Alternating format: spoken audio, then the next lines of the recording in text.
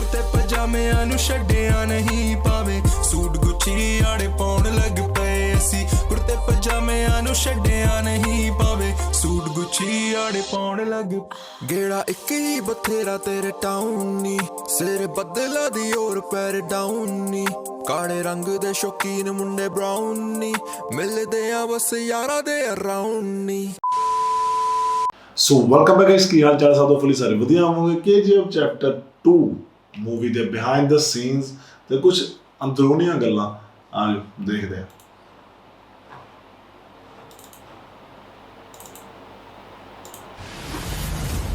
KGF का पूरा नाम कोलार गोल्ड फील्ड्स है और फिल्म में इसके दूसरे अध्याय का नाम केजीएफ चैप्टर 2 रखा गया है।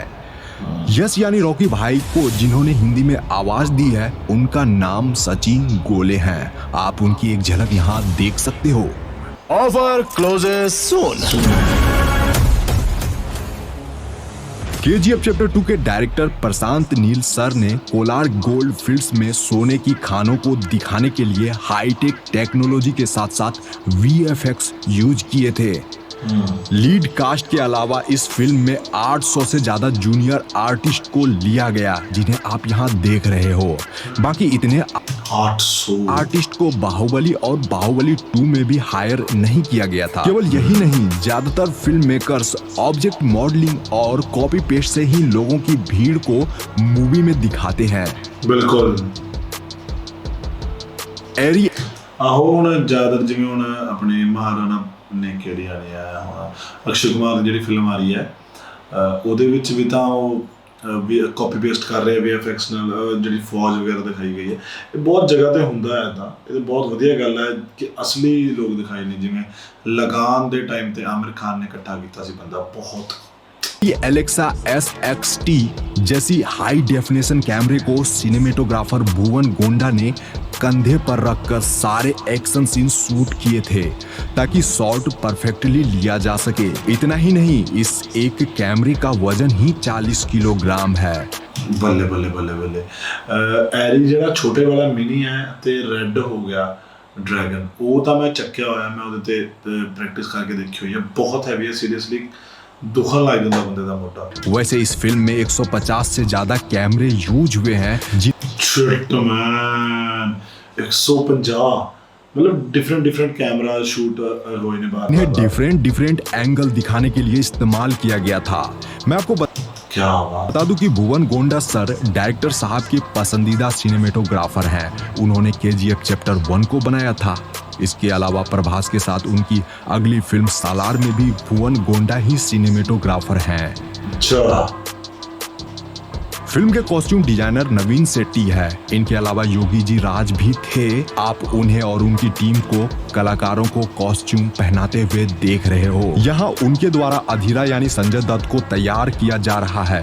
मैं आपको संजय दत्त की लुक बहुत तगड़ी सी यार, बहुत सेक्सी सा टैटूज, हेयर स्टाइल, मतलब एक दाढ़ी दा स्टाइल भी यार बंदे दा खूंखार फील होता सी। बता दूं कि उनके सूट का वजन यानी अधीरा के सूट का वजन ही 25 किलोग्राम था, जिसमें लेदर, कॉटन, जूट इत्यादि यूज किए गए हैं उस कपड़े को बनाने में। 25 किलो।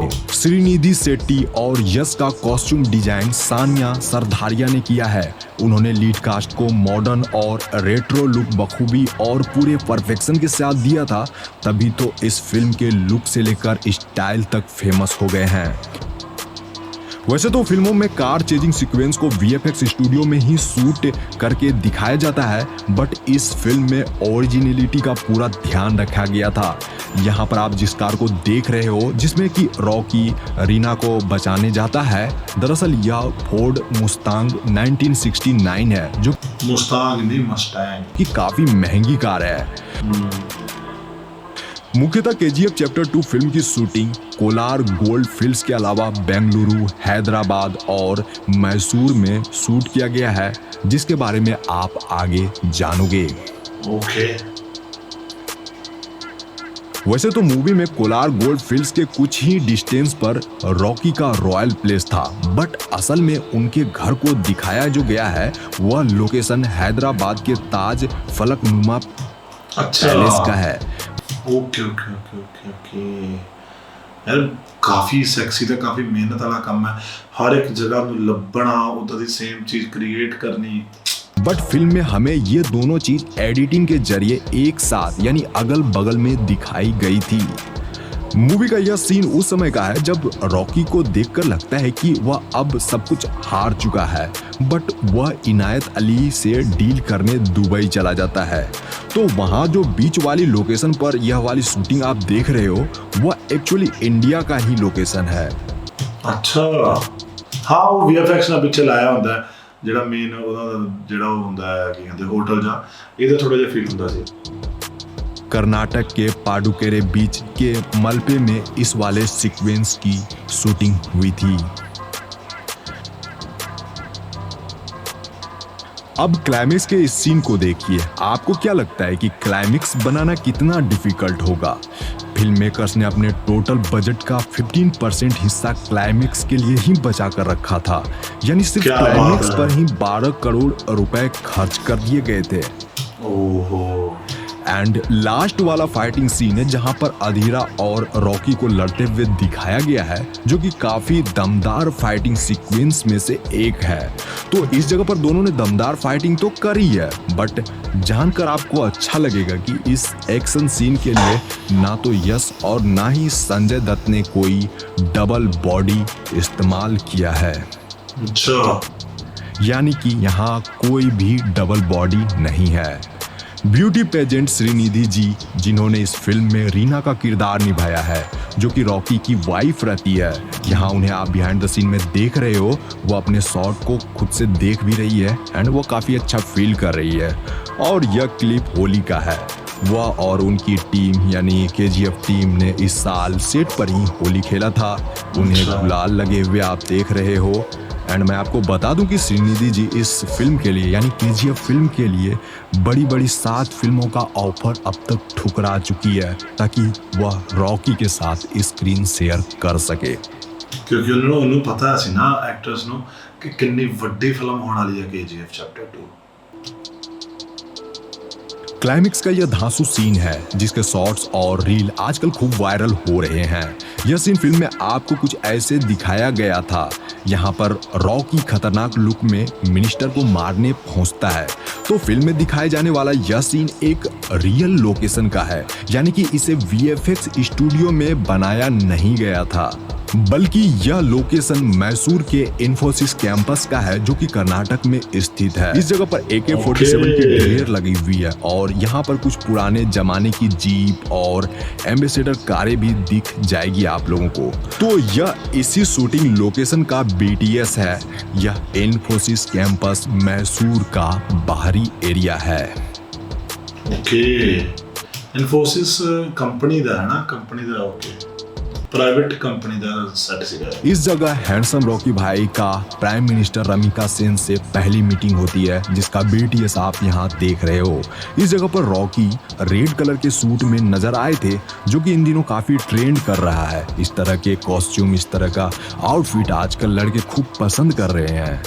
यहाँ वो काफी हैंडसम लगे हैं। तो मैं आपको बता दूं कि यह इन्फोसिस कैंपस मैसूर के अंदर का ही एरिया है। पहले मतलब कुछ भी फेक नहीं लाया गया। 70 to 80% फिल्म एक्चुअल चेते रियल रखी गई है। हर वाला बहुत बढ़िया एरिया जो आपको मैंने अभी दिखाया एंड ये उसके अंदर का है। ये काफी प्राइम लोकेशन है। आप इस जगह को देखकर भी खुद समझ सकते हो। आप लोग यह लोकेशन देख रहे हो, असल में यह KGF यानी कोलार गोल्ड फील्ड्स का लोकेशन है। इसी जगह पर मूवी का 50% हिस्सा बना है। यह कर्नाटक के कोलार में ऐसी एक असली जगह है। यहाँ पर सच में सोने की बहुत सारे खदानें थी कभी। तो KGF चैप्टर 1 और KGF चैप्टर 2 की पूरी स्टोरी कोलार गोल्ड फील्ड्स में बनी सोने की खदानों पर आधारित है। यह लोकेशन बेंगलुरु से लगभग 100 किलोमीटर की दूरी पर स्थित है एंड KGF चैप्टर 2 का भी सेट यही है।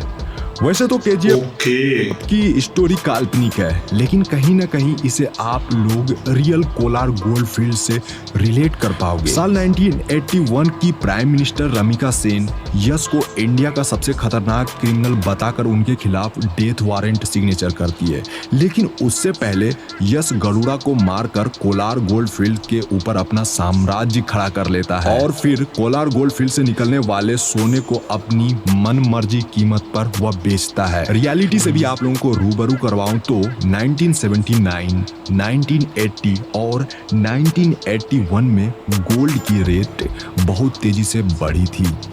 ओके 1902 में कोलार नामक इस जगह पर गोल्ड माइनिंग शुरू हुई थी।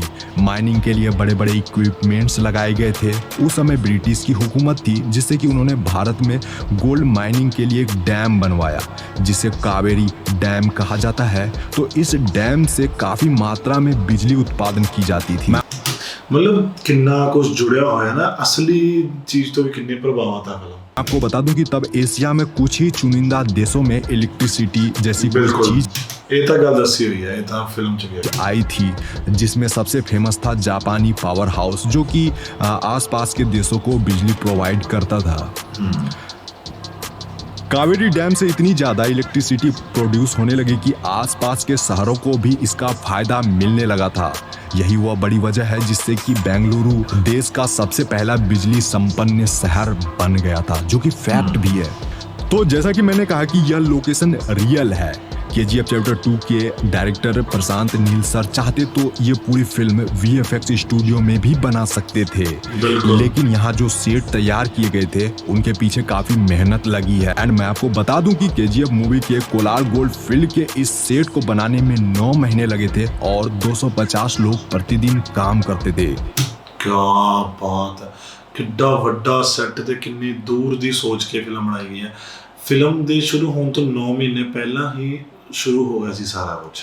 क्या बात है, प्रोड्यूसर दे उत्ते सलूट है यार, बंदे ने जमा टेंशन नहीं ली। देखिए, गोल्ड माइनिंग के लिए साइनाइड का यूज किया जाता था पहले। यहाँ जो आप इस जगह पर इतने बड़े विशालकाय गड्ढे देख रहे हो, यह फिल्म मेकर्स द्वारा नहीं करा गया, बल्कि ये माइनिंग करने से ही इतना बड़ा गड्ढा बना है। अब सोचो कितनी ज्यादा साइनाइड यहाँ यूज किए गए होंगे। यहाँ तक कि इस जगह पर साइनाइड के पहाड़ भी बन गए हैं एंड उसकी धूल से फिल्म मेकर्स और क्रू मेंबर्स को काफी ज्यादा परेशानी का सामना करना पड़ता था। तो आप लोगों ने यहाँ जाना कि केजीएफ इत्थे तो गिर भी गया सी सेट इन्हां दा पूरा तो फिर तो बनाया गया सी सेट केजीएफ 1 चैप्टर 2 को बनाने में कितना हार्ड वर्क लगा है। केजीएफ चैप्टर 2 मूवी को बनाने में लगे हार्ड वर्क के बारे में आप लोगों ने तो जान ही लिया। ज्यादा से ज्यादा आप लोग शेयर करो ताकि और भी लोगों को पता चल सके कि ये फिल्म कितनी मुश्किलों से बनी है। चलो जी, ये होंदी है खत्म बिहाइंड द सीन तो है सी नाल बहुत सारी इन्फॉर्मेशन सी, मतलब स्वाद लिया बंदे ने। ਤੇ ਮਤਲਬ ਇੱਕ ਗੱਲਬਾਤ ਹੁੰਦੀ ਹੈ ਨਾ ਕਿ ਬੰਦਾ ਵਧੀਆ ਤਰੀਕੇ ਨਾਲ ਪ੍ਰੈਜ਼ੈਂਟ ਕਰ ਰਿਹਾ ਸਾਰਾ ਕੁਝ। ਬਿਹਾਈਂਡ ਦ ਸੀਨ ਹੁੰਦੇ ਇੱਕ ਫਿਲਮ ਨੇ ਬਣਾਇਆ ਹੋਇਆ, ਉਹਦੇ ਜਸਟ ਪਿੱਛੇ ਗੱਲਾਂ ਬਾਤਾਂ ਜੋ ਹੋ ਰਹੀਆਂ ਸੈੱਟ ਤੇ ਉਹ ਸਾਰਾ ਕੁਝ ਹੈ।